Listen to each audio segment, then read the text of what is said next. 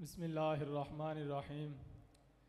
मुअज़्ज़ज़ सामाईन इकराम, मेरे नज़दीक ये आज़ादी सिर्फ़ जज्बातियत पर मुनहसर है, कल कताइफ की चशमपोशी है और इस खुशफ़हमी का मज़हर है।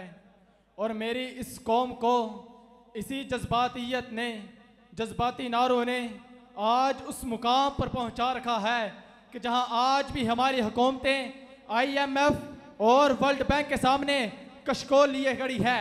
यह हकीकत है और इस हकीकत का मुंह तोड़कर जज्बाती बातें करना मेरे मुखालफीन का तौर तरीका हो सकता है, मगर मेरा नहीं। मुअज़्ज़ज़ सामाईन इकराम, मेरे नज़दीक ये आज़ादी सिर्फ जज्बातियत पर मुनहसर है। यह हक़ाइक़ और रोज़ा रोशन की तरह हर बाशऊर, समझदार और दर्दमंद दिल रखने वाले पर आया है कि आज हमारे मुल्क की मईशत कहाँ खड़ी है।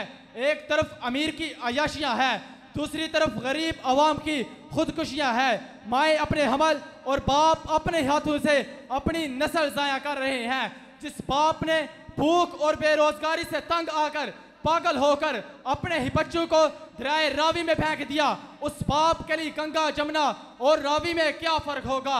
लगाओ लगाओ तुम आज़ादी के नारे लगाओ और इन नारों से हमें बहलाओ। मैं अगर भूख की शिद्दत का गिला करता हूँ, तुम अकीदों के गुब्बारे मुझे ला देते हो। मेरी मलबूस के पुरखलूस शिगाखों के इफ्स कितनी तकदीर से फरमाने हया देते हो। जनाब सदर, हम आज़ाद नहीं, हमारे इस मुल्क की कमज़ोर मईशत की वजह से अमली तौर पर हम अमेरिका के ग़ुलाम हैं। जज्बाती बातें करने वालों, क्या हमारे इस मुल्क में क्यों तैयारों के हमले नहीं हो रहे? सलाहियत रखने के बावजूद हमारी जुर्रत नहीं, हमारी भूख और हमारी कमज़ोर मईशत आज उन तैयारों को गिराने से रोके हुए है। जनाब सदर, यह किस किस्म की आज़ादी की बात कर रहे हैं जिस मुल्क में लोग भूखे प्यासे बेरोजगार हैं और नाम रखा हुआ है इस्लामी जमहूरिया पाकिस्तान। दीन इस्लाम मगरबी जमहूरियत और दीन इस्लाम और मुवाजना करते हैं मगरबी जमहूरियत का।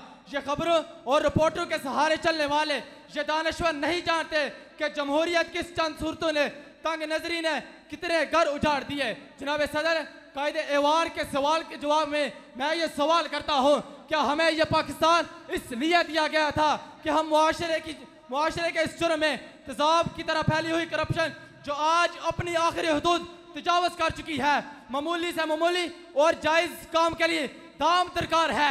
इंसाफ इस बेसकाफ मंडी में तब्दील हो चुका है, जहाँ निज़ाम तालीम जहलियत की थोप मंडी है, जहाँ अदालतों में इंसाफ मिलने के बावजूद कानून साज कानून की बोटियाँ नोचने में फ़ख्र महसूस करते हैं।